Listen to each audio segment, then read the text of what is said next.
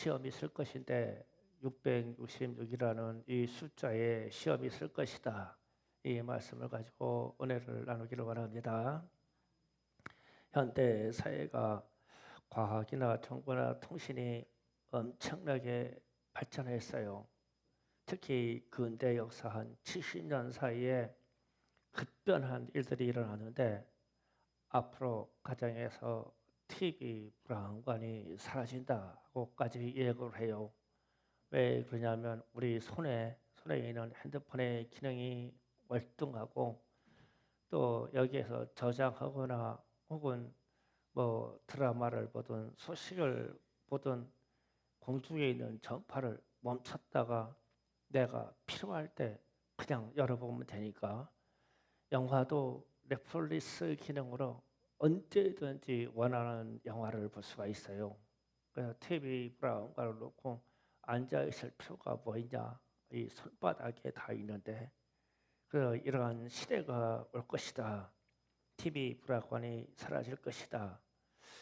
그리고 어떤 이들은 SNS나 카톡이나 미디어 세계에서 나타나는 이 통신 수단이 없으면 살 수 없는 세상이 될 거라고 또 말합니다. 우리 아이들은 카톡 없으면 쟤도 죽어요. 다. 진짜 죽습니다. 이게 지금 현실이에요. 또 앞으로 이 카톡이나 이런 시스템으로 모든 구매하는 것이나 다 할 거예요. 지금도 핸드폰으로 언제 음식을 구매하면 배달이 오잖아요. 이 기능이 더 월등하게 발전할 거예요. 이런 세상이 우리가 살고 있는 세상이고 이것이 다 인간의 머리에서 나왔어요. 인간의 지혜와 지능으로 나온 것입니다. 이런 시대에 가장 크게 도전받는 것이 하나님입니다. 하나님의 이름, 하나님의 영역이 도전을 받아요. 인간의 지혜와 과학의 역사와 그리고 그들로 말미암아 만들어진 우상과 기술로 인해서 하나님의 위치가 도전받게 된다는 것입니다. 지금도 상당히 그런 영향이 많고 앞으로는 더 할 것입니다. 최초의 마귀의 역사가 아담과 하에게 나타났을 때 마귀가 거짓말합니다. 너희가 하나님처럼 될 수 있다. 이 말을 했어요. 거짓말이었죠. 그리고 노아의 심판이 있은 이후에 그때의 바벨에서 사는 사람들이 바벨탑을 쌓고는 이 대가 하늘에 닿도록 쌓자. 그래서 하늘에 있는 주님의 위치를 견주어서 거기까지 자신들의 위치를 높이려고 했어요. 하나님께 도전했죠. 그러나 다 심판받았습니다. 이들은 다 심판을 받았는데도 불구하고 마지막 사는 이 시대는 이런 일에 통합적으로 우리에게 나타난다는 거예요. 모든 기술과 마귀와 짐승과 사랑과 우상이 나타나서 통합적인 세계가 앞으로 다가오고 있고 지금 상당히 진행되고 있다라는 겁니다. 그러면 우리는 이때에 무엇이 도전받냐면 하나님과 세상이라는 양쪽의 어떤 부분이 도전받기 때문에 항상 양자 택정을 해야 돼요. 정해야 됩니다. 하나님을 섬길 것이냐 세상을 섬길 것이냐 이거 한 가지예요. 이거 한 가지로 도전받는 거예요. 오늘 본문 말씀도 마지막 영혼 수학이 있을 때에 먼저 새 천사가 나타나서 소식을 전합니다. 첫 번째 소식은 영원한 복음과 심판에 대해서 말씀을 전하고 두 번째 천사는 바벨론이 심판받는다. 즉 세상 문화가 심판받는다고 전합니다. 그리고 세 번째 천사가 짐승의 표를 받은 자에게 하나님의 진노가 임할 것이다 라고 표현합니다. 9절 이하 10절의 이야기가 겁니다. 한번 읽어보고 넘어가겠습니다. 또 다른 천사하고 셋째가 그 뒤에 따라 큰 음성으로 이르되 만일 누구든지 짐승과 그 우상에게 경배하고 이마에나 손에 표를 받으면 그도 하나님의 진노의 포도주를 마시리니 아멘. 자, 이렇게 표현되어 있죠. 그런데 제가 이 부분을 읽으면서 어떤 느낌을 받냐면 8절에서 둘째 천사가 그럽니다. 그 뒤에 바벨 둘째 천사가 그들을 따라 말하되 무너졌도다 무너졌도다 큰 성 바벨론이요 이랬어요. 모든 나라에게 그의 음행으로 말미암아 진노의 포도주를 먹이던 자로다. 그러니까 8절에서 보니까 세상은 지금 어떻게 심판을 받았어요. 받았는데 9절 10절에 와서 셋째 천사가 다시 말을 해요. 그러면은 셋째 천사가 말하는 거는 누구에게 말하느냐 했을 때 교회에게 말하는 거예요. 그러면은 성도들도 이 짐승의 표를 받은 사람들이 많이 있겠네. 그 얘기예요. 바벨론은 무너졌다고 하잖아요. 심판받아서. 세상은 심판받아 다 무너졌어요. 그 나와서 이제 성도들이 남았어요. 그런데 그 중에서 짐승의 표를 받은 자는 진노의 포도주의 잔을 마실 것이다. 특별한 심판이 있을 것이다. 이 얘기죠. 그러면 교회들이 이 표를 짐승의 표를 받는 교회들이 많겠구나. 우리 중에도 섞이겠구나. 그 생각이 드는 거예요. 그래서 시험이다. 이것은 시험이고 그 영육식의 표가 숫자를 연구하자 그게 아니고 숫자로 연구한 얘기들이 무진 많아요. 뭐 666이 아닌 게 없어요. 막 무지하게 많아요. 그게 아니라 666으로 말미암은 목적이 뭔가 오늘 주제는 그겁니다. 목적을 알면 되잖아요. 방식이 무엇하라 따지는 게 아니라 누가 왜 이런 일을 해야 되는가? 왜 이런 일을 통해서 우리에게 무엇을 말하려고 할까? 그러면 성경은 이 표를 받는 것에서 매매와 통제에 있다고 그랬어요. 통제, 인간 세상을 통제하려고 한다. 국가 권력으로부터 통제받는 것이 우리에게는 잘 훈련되어 있어요.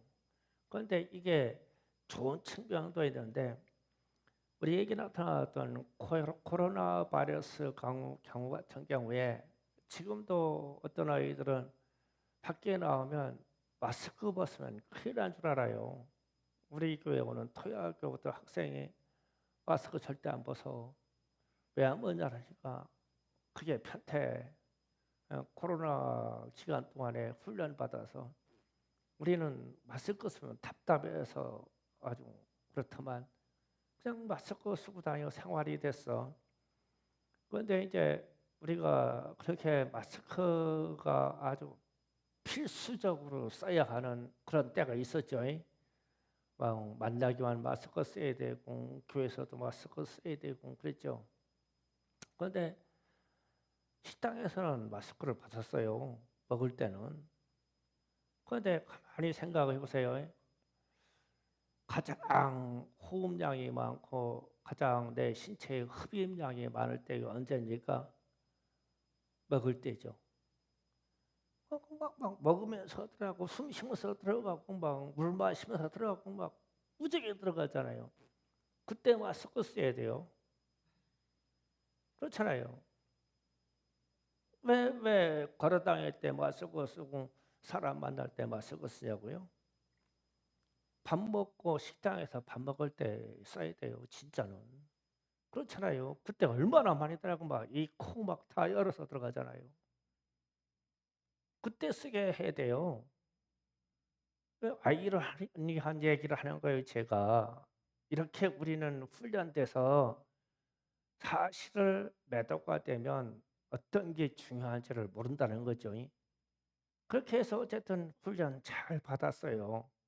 앞으로 그런 훈련의 강도가 더 세지겠지만 그리고 또 우리는 공항에서 출입국 할 때요. 손 지문으로 우리의 눈을 홍채 저는 자동 출입하는데 안경 썼다고 안 되는 거예요. 안경 썼다고. 그런데 그 화면에 마스크 벗으라고 그런 거 뜨더라고요. 마스크 안 썼으니까 서 있었어요. 그랬더니 안경 써 가지고 "왜 그렇습니까?" 내 눈동자 홍채 이식을 하려고 그러는 거죠. 그러니까 안경 벗으니까 통과되더라고요. 희한한 세상이죠. 뭐 다 통제가 돼요. 고속도로에서는 하이패스로 그냥 통과가 돼요. 세상이 참 좋아한 것은 서울에 가면 주차장이요. 아이 들어갈 때는 마음대로 들어갈 수 주차장. 그런데 건물이나 주차장 인근에 있는 데서 내가 카드로 미리 결제하지 아니하면 절대 못 나와.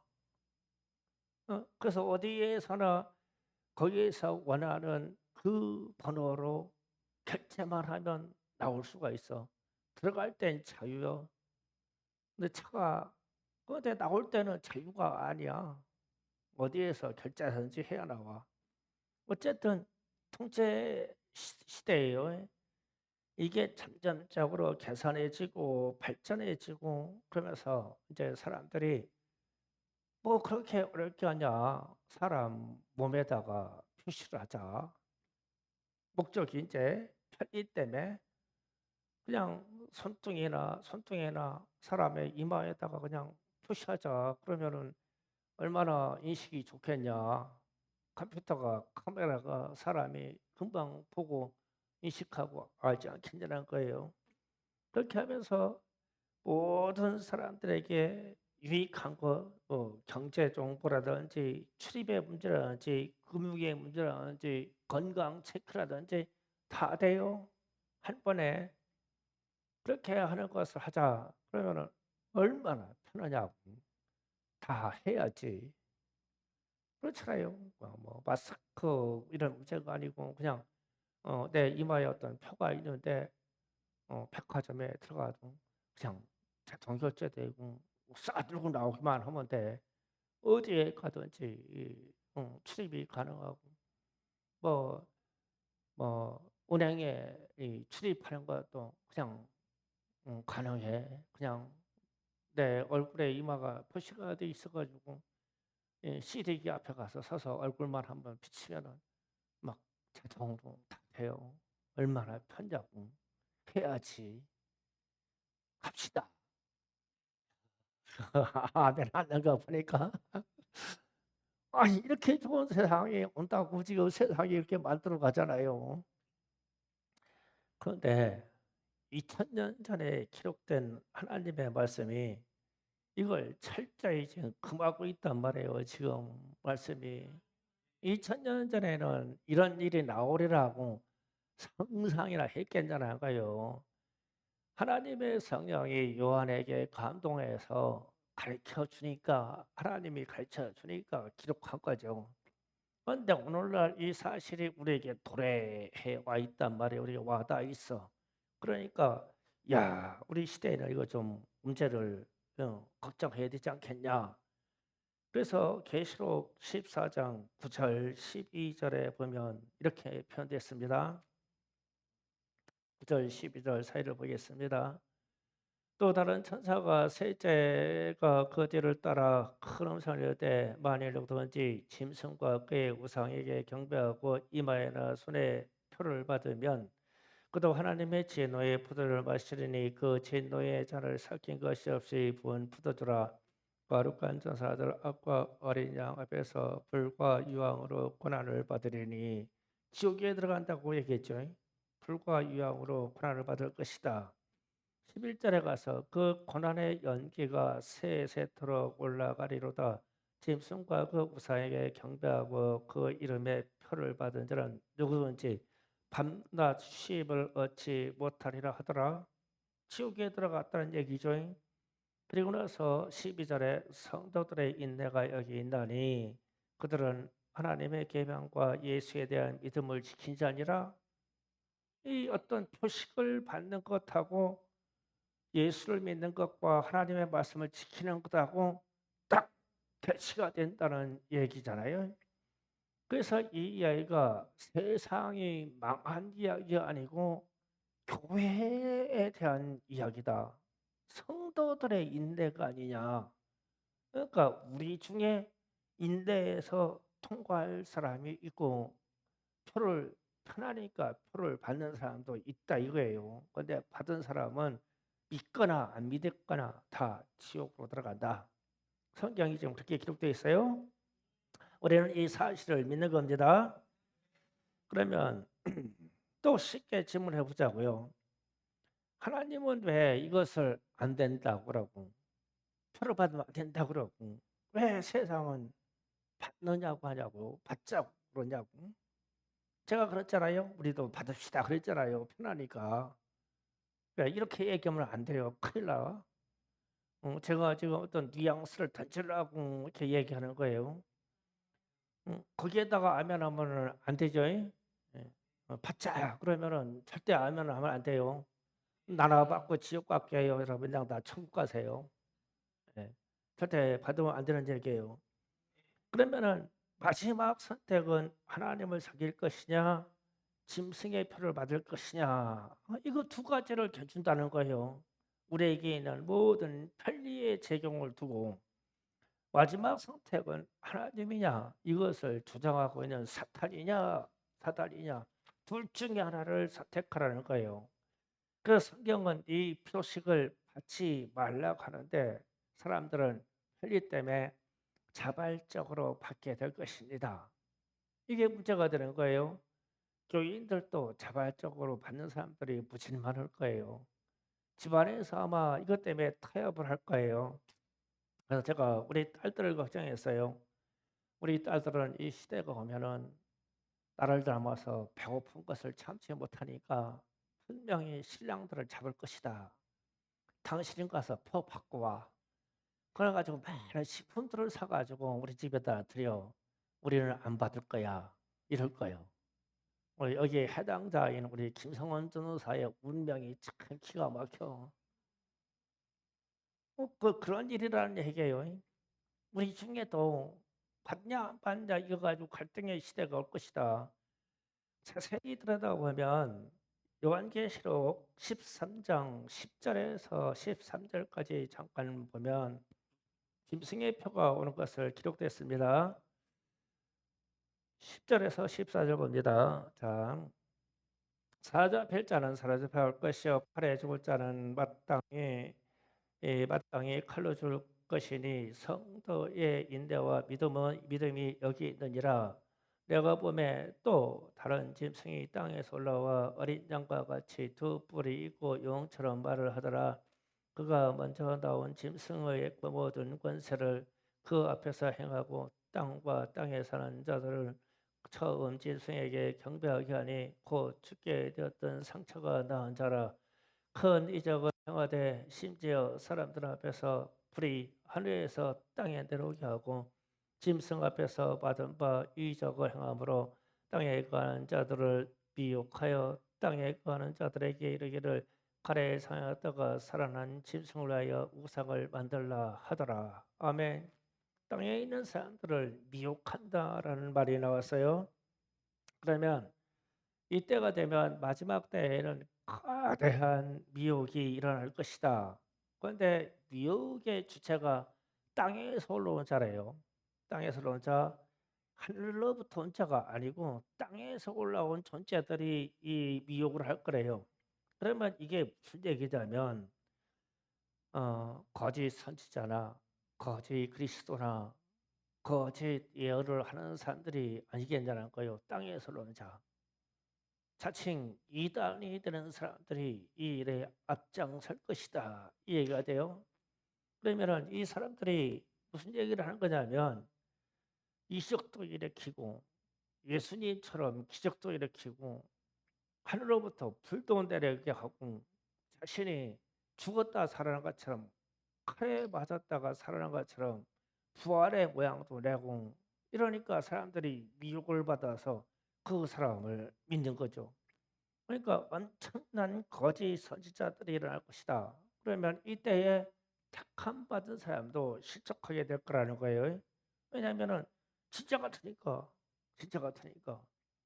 하늘로부터 내려오는 성령의 역사와 하늘로부터 주장하는 예수의 음성이 들리지 않냐면 세상에 속한 사람들이 기적을 일으키고 공급한 것을 일으키고 부자를 만들어주고 그러면 믿지 않겠냐는 거예요. 이런 역사가 있을 것이다. 그리고 나서 두 번째로 말합니다. 13장 계시록 13장 15절입니다. 자, 그가 권세를 받아 그 짐승의 우상에게 생기를 주어 그 짐승의 우상으로 말하게 하고 또 짐승의 우상에게 경배하지 아니하는 자는 몇이든지 다 죽이게 하더라. 아멘. 우상이 말한다고 그랬죠. 예, 이 시대는 이미 우리에게 와 있어요. 지금 AI 시대가 사람이 만든 기계와 지혜의 기능을 가진 그런 물체인데 사람들이 발명한 건데 스스로 말해요. 근데 이번에 기겁할 소식이 들렸어요. AI 체계를 가진 이 사람이 만든 AI 체계하고 이 사람이 만든 AI 체계하고 둘이 대화를 시도했대요. 저는 소름 끼쳐요. 컴퓨터가 작동 기능 상태에서 자신을 업그레이드 시켜가지고 자신 안에 있는 정보를 송출을 원하는 사람에게 이렇게 보내주게 돼 있는데 이쪽에 있는 AI가 내가 만든 AI하고 누가 만든 AI가 있다면 이 둘이 지들끼리 통신을 연결해가지고 대화를 시도했대요. 사람과 사람 사이에 말하듯이 기계가 소름 끼치는 얘기예요. 이미 이 우상이 말하는 이 시대는 이미 우리에게 도래해 있어요.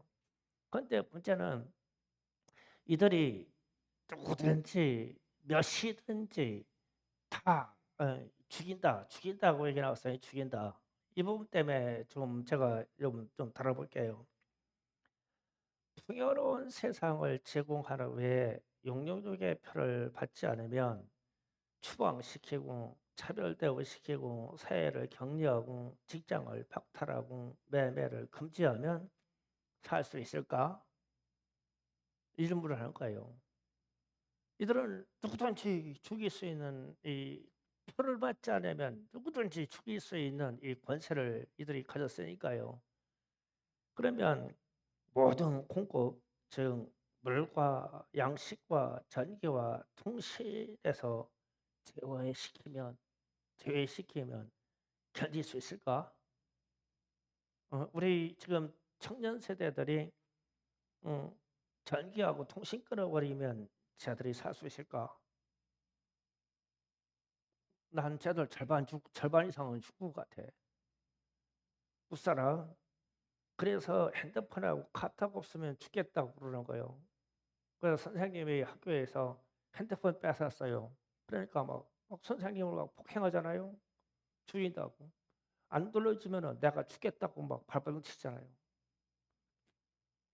학교에서 공부할 때 핸드폰 보지 말라고 선생님이 그 시간만 압수한 거예요.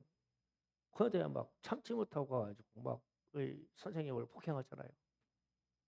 그것도 안 되니까 막 내가 죽는다고 막 창문으로 막 뛰어내리려고 그러잖아요. 응? 죽겠다고요. 나 핸드폰 카톡 없으면 죽는다 이거요. 그거예요. 이런 공급을 끊어보면 이 시대가 살겠냐고. 그래서 14장 12절에 가서 인내해야 되는 얘기를 합니다. 성도들의 인내가 여기 있다니 그들은 하나님의 계명과 예수에 대한 믿음을 지키는 자 아니라 하나님의 계명과 믿음 때문에 세상으로 들어오는 모든 물질, 물명, 편리를 끊어버려도 인내하고 믿음을 지키겠느냐? 그 얘기가 되잖아요. 그러면 우리는 그렇게 할 수 있을까라고 질문을 던지는 거예요. 그렇게 믿음이 강하고 다음 때 할 수 있을까? 나도 그렇게 할 수 있을까? 질문을 해보는 거예요.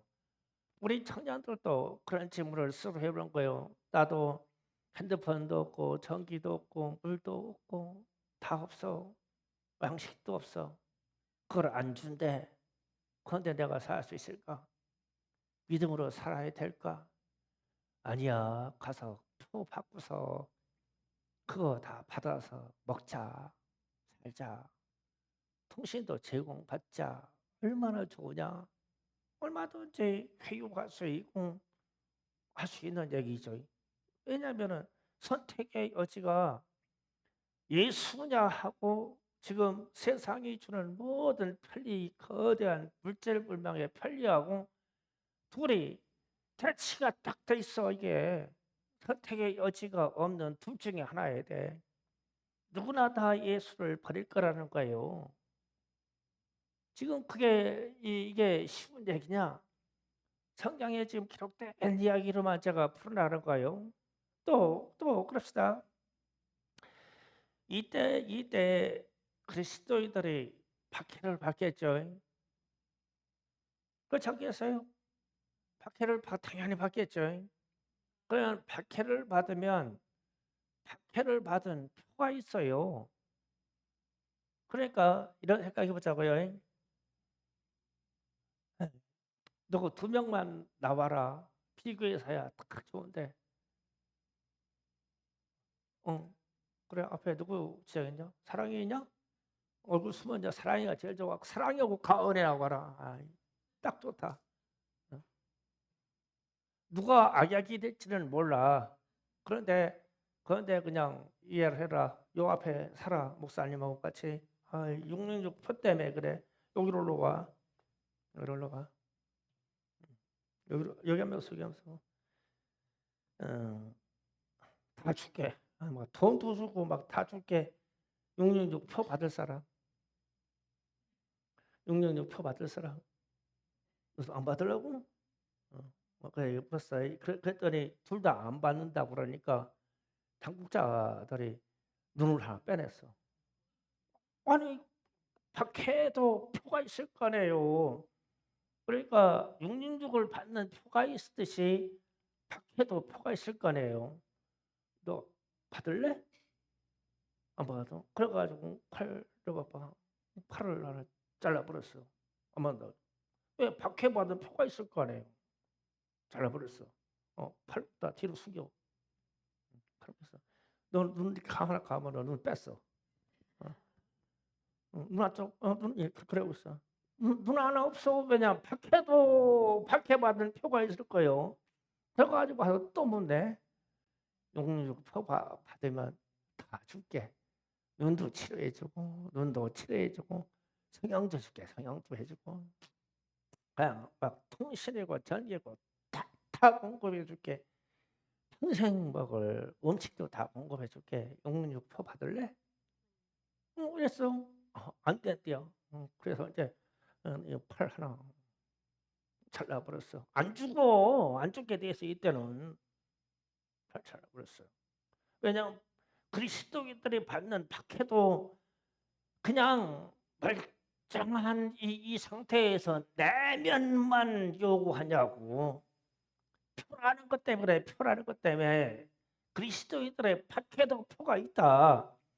우리의 선지자들과 믿음의 선진들도 딱 이렇게 박해 받았어. 막 손 다 뽑아버리고 막 손가락 마디 잘라버리고 막 딱 그렇게 박해를 받아서 표가 있어. 박해 받은 것도 표가 있어.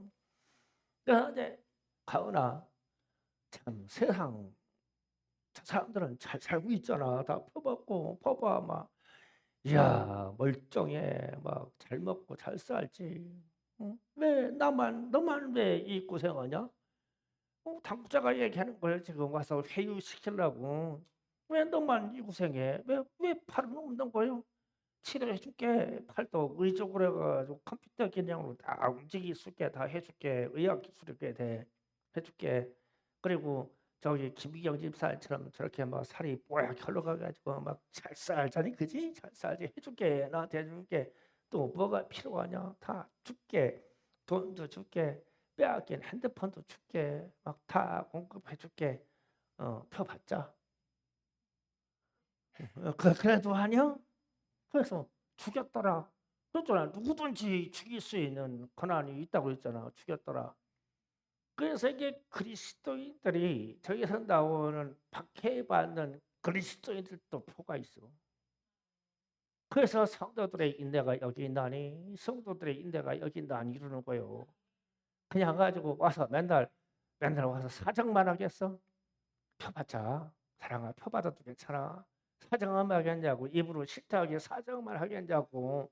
누구든지 죽일 수 있는 권세를 다 받는데 이 신체에 정신적으로 누워 있어야지 가서 그리스도인들은 이렇게 박해를 받는다고 이 육체에다가 표를 남겨. 박해의 표를 여기도 그냥기고. 장거다 들어가.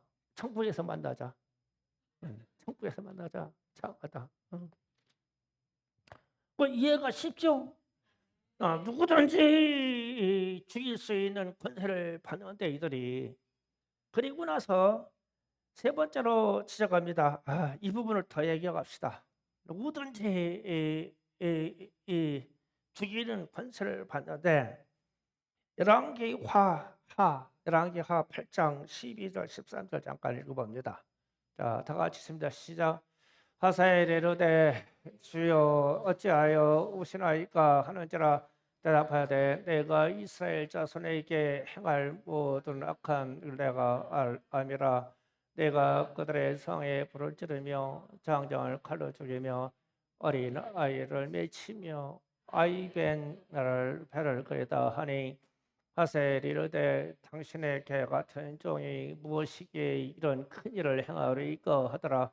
엘사가 대답하되 여호와께서 내가 아람 왕이 될 것을 내가 알게 하셨느니라 하더라. 아멘. 다시 12절 떼보세요. 이 부분을 좀 얘기할게요.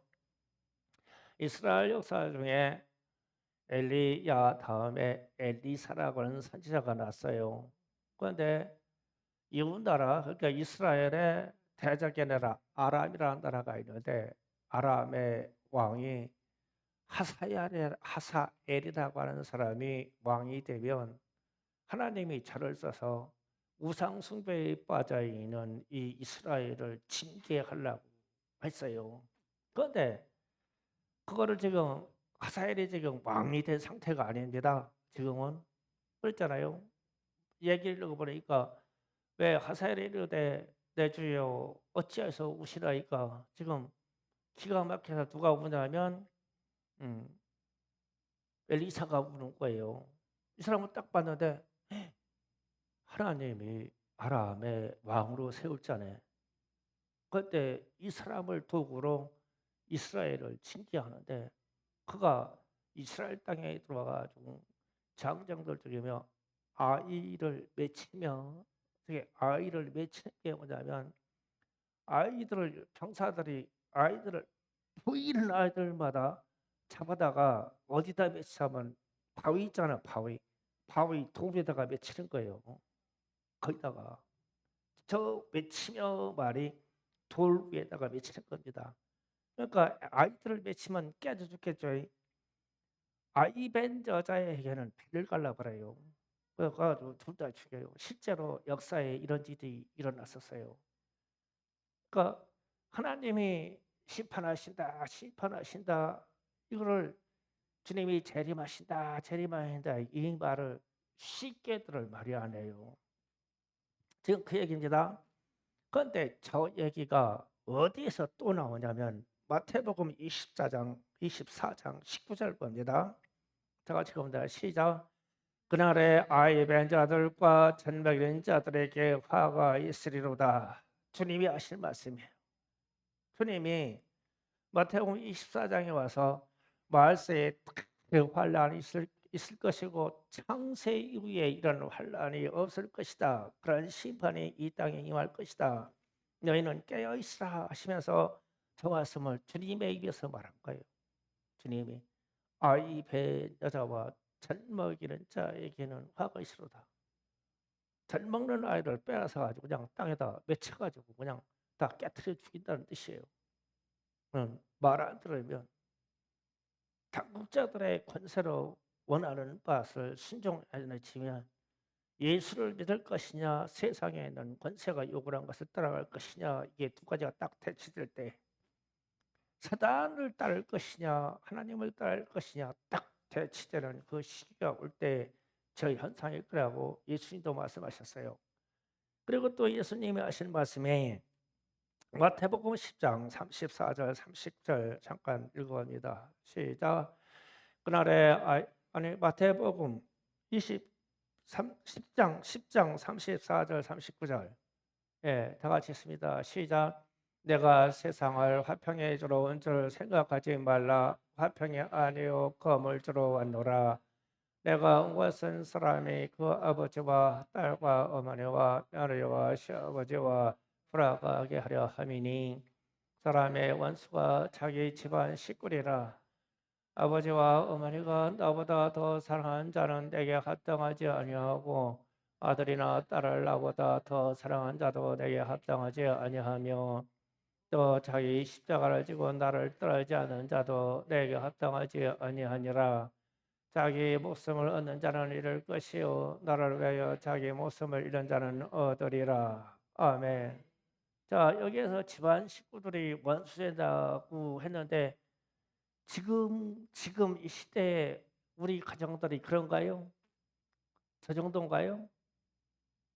그렇지는 않죠. 그냥 농담하느라고 남편은 아침에 새벽에 스스로 밥에 먹고 나가고 저녁 먹고 들어왔으면 좋겠다.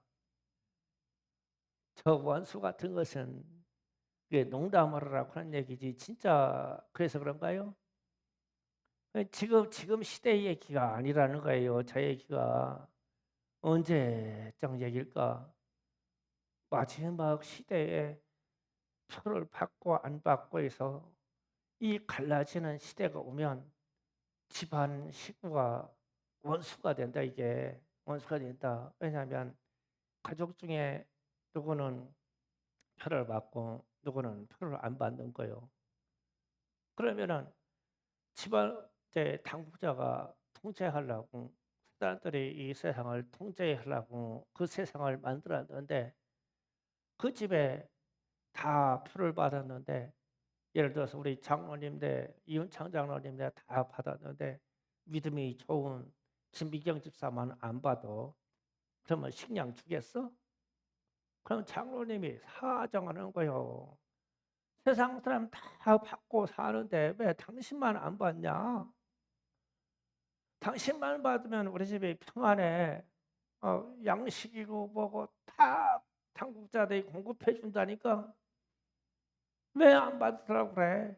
그러니까 막 김기영 집사님은 아니요 성경에 그렇게 안 돼 있어. 난 죽었지언정 난 이건 못 받아 막 이러는 거예요. 그러니까 또 가을이하고 또 막 이제 다솔이까지 합세해서 막 엄마는 원수라고 우리 굶어 죽어도 그렇게 눈 하나 깜짝 안 하고 원수라고 막 그러지 않겠어?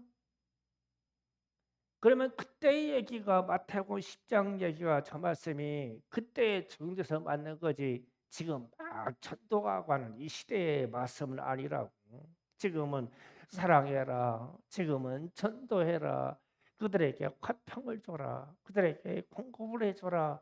예수 믿도록 너희가 참고 인내해줘라. 지금 그렇게 하잖아요. 지금은 가정마다 이 시대예요. 그런데 마태복음 저 10장에서 나오는 저 마지막 저 말씀의 시대는 가족이 원수가 되고 내가 이 신앙 지키라고 차라리 내가 죽고 마는 게 낫다고 하는 거.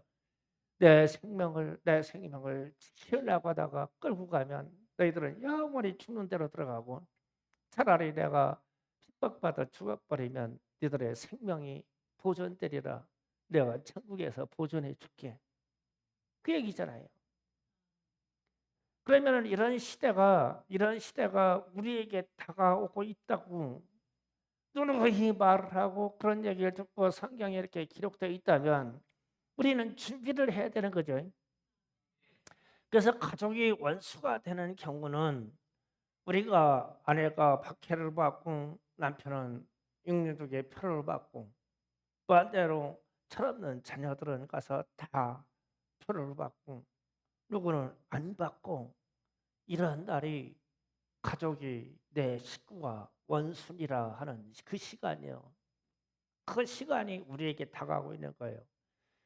그래서 우리의 가정이 여러분의 가정이 예수로 한 가지로 딱 통일되는 게요. 통일되는 게 한 번 죽고 만한 일이요. 거기서도 나중에 배신업자가 나오니까 이게 심각한 문제가 되는 것이다. 이게 그 원수가 가족이 원수가 되고 가족이 서로 원수가 돼서 예수를 버리느냐 하나님을 버리느냐 아니다. 세상에 있는 이 권력과 더불어 사단의 세력을 따라가느냐 이 양쪽 판가름에서 우리 결정이 날 것이다. 그래서 성도의 인내가 여기 있나니 성도의 인내가 여기 있나니 이 말씀하시는 거예요. 그래가지고 세 번째로 이 표라는 말은 외적으로 표시가 나서 드러난다는 뜻입니다. 그렇잖아요, 표가. 그러면은 이 영영족의 표식이 무엇이라고 뭐 칩이니 뭐니 막 이런 막 의학적인 뭐니 이거 따지지 않고 표이기 때문에 받은 사람은 이마에 손등에 표가 딱 나. 받은 사람은 다 알아볼 수가 있어. 안 받은 사람은 이 신체적인 모양이 이마나 손등에 표가 없기 때문에 딱 표가 나. 그럼 어떻게 되겠어요? 세상이 반으로 딱 갈라지겠죠. 자동으로 갈라져요. 내가 숨어서 받은 척하고 산다고 해서 되는 게 아니고 표이기 때문에 그냥 싹 다 표시가 나. 이마에 손등에 안 받은 사람의 표가 딱 나. 그냥 갈라져 버려. 외적인 표시입니다. 이게 내면에 있는 우리 영혼의 표시가 아니에요. 그래서 표시, 흔적 이렇게 표현하는 거예요. 그래서 이게 나타나요. 그래서 누구나 쉽게 알아볼 수 있도록 그리고 어느 자리에 가든지 컴퓨터와 더불어 모든 영상체계나 이 전자체계에서 알아볼 수 있도록 표가 딱 나요. 이게요. 그래서 모든 사람에게 작은 자나 큰 자나 부자나 가난한 자에게 자유인이나 종에게 다 표가 나게 하실 것이다. 이게 표예요. 이해갔어요? 그래서 금방 우리 사랑이하고 가은이 들어와서 양쪽에 세놓고 얘기했듯이 이 표를 받은 육륜적의 표를 받은 사람도 외형적으로 외적인 표시가 다 나듯이 그리스도인이기 때문에 박해받은 표도 이제 다 나. 다 나. 그 눈을 하나 뽑아버려서 눈이 뽑아버린 표, 팔이 하나 없는 표, 하도 매맞아가지고 다리가 저는 표, 구부러진 표, 고개가 꺾인 표가 다 나. 박형. 그래서 성도의 인내가 여기 있나니 이러는 거예요. 그래가지고 나서 놀라운 마지막 축복의 말씀의 이야기가 13절이에요. 오늘 말씀 결론 13절 원이다. 다 같이 읽어봅니다. 시작. 또 내가 들으니 하늘에서 음성이 나사려되 기록하라. 지금 이후로 주 안에서 죽은 자들은 복이 있도다 하시매 성령이 이르시되 그러하다 그들이 수고를 그치리니 쉬리니 이는 그들이 행한 일에 따름이라 하더라. 아멘. 그래서 많은 사람들이 죽고 박해 받아서 죽고 이렇게 죽었어요. 죽었는데 나는 오늘 이 말씀에서 위로가 되는 말씀은 이 부분입니다. 하반절에 그러하다 그들이 수고를 그치고 쉬려니. 그런데 여러분이 이 안식 그들이 수고를 그치고 쉬겠다라고 하는 이 말씀의 희열, 이 말씀의 기쁨을 여러분은 인식이 안 돼요. 제가 이거를 좀 설명해 드릴게요. 이게 얼마나 놀라운 축복인가. 우리에게 영혼에 한 번 이 땅에서 고난받고 박해받았다가 그렇게 죽어서 주님 품에 가지고 쉼을 얻는 이 수고를 거치고 쉬겠다고 하는 이 축복이요. 이 희열이 이 기쁨이 이 희락이 얼마나 큰 건지를 말씀을 통해서 얘기할게요. 창세기 5장 29절을 잠깐 읽어봅니다. 창세기 5장 29절 다 같이 있습니다. 시작. 이름을 노아라 하여 이르되 여호와께서 땅을 저주하심으로 수고롭게 일하는 우리를 이 아들이 안위하리라 하였더라. 아멘. 자, 이 부분에서요. 이 에녹부터 그냥 아담부터 시작해가지고 많은 사람들의 이 기업 세대가 지나가서 에녹이 나오고 무드셀라가 나오고 라멕이 나오고 노아가 태어났어요. 근데 노아를 태어난 이 갓난아이를 안고 저 말을 하는 거예요. 이름을 노아야 하라. 그런데 여호와께서 땅을 저주함으로 수고롭게 일하는 우리, 그러니까 노아 이후에 전 세대 사람들이죠. 우리를 이 아들이 안위하리라 하였더라 이랬어요. 그게 지금 계시록에 나와서 쉬게 수고를 거치고 쉬게 하리라는 말하고 똑같은 말이에요. 그런데 이 말이 무슨 말이냐면 좀 상상력이 좀 동원돼야 돼요. 저때 당시에 사람들이 1000년 가까이 살았어요. 단명한 사람이 500살 좀 살았어요. 보통 700, 800 살았어요. 900세 넘게 사람들 많았고요.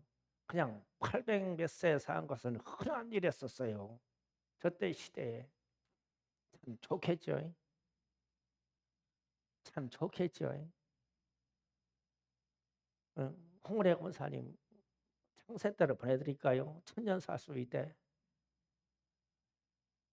그런데 막 일을 1000년 동안 해먹고 살라니까 일을 얼마나 해야 되냐면 지금처럼 직장이 다양할 때가 아니야. 무조건 땅을 파서 풀을 뽑아내고 거기다가 양식과 곡식을 심어서 먹어야 돼요. 그래가지고 몸은 죽을래 죽을 새가 없어. 500살을 살았는데도 가서 땅을 파야 돼요. 죽을 수가 없어. 하나님이 주신 생명이 500 이상 900세요. 900세요. 아니 800년 동안 땅을 파고 사는데도 죽을 수가 없어. 생명이 얼마나 긴지. 그래서 말씀 그대로 여호와께서 땅을 저주하심으로 저 저주한 일이 너희는 땅을 파야 땀을 흘려야 먹고 살겠다 한 말이야 저게. 그래서 수고롭게 일하는 우리 너무 고생스러워. 이거 1000년 가까이 살라고 내 땅을 파는데 얼마나 고생하지 몰라. 그런데 노아가 딱 태어났는데 노아의 이름이 저가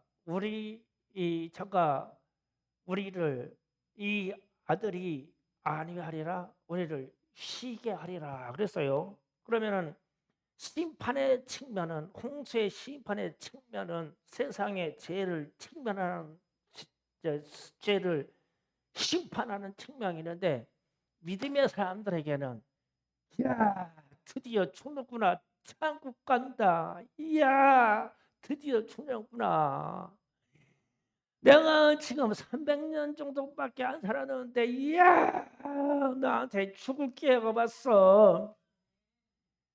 노아가 태어나서부터 이 희망이 생기기 시작한 거야. 막 무드셀라부터 시작하죠. 그 아버지 라멕까지 막 희망이 생기기 시작한 거야.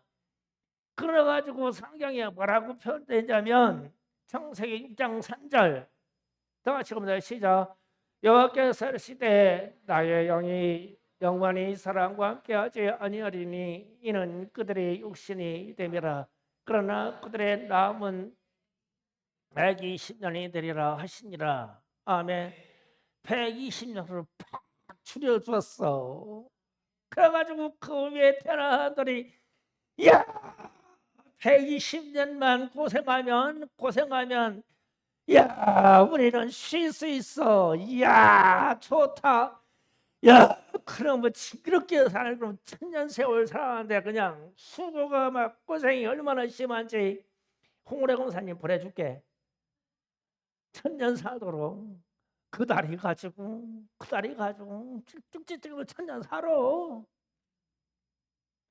그러면 120년 했다니까 너무 좋아.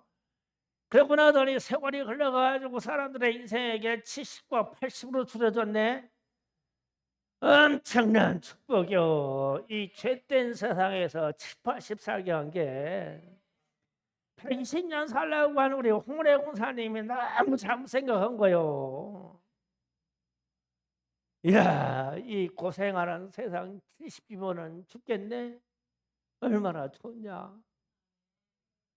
야, 90 넘어가면 안 돼. 큰일 나.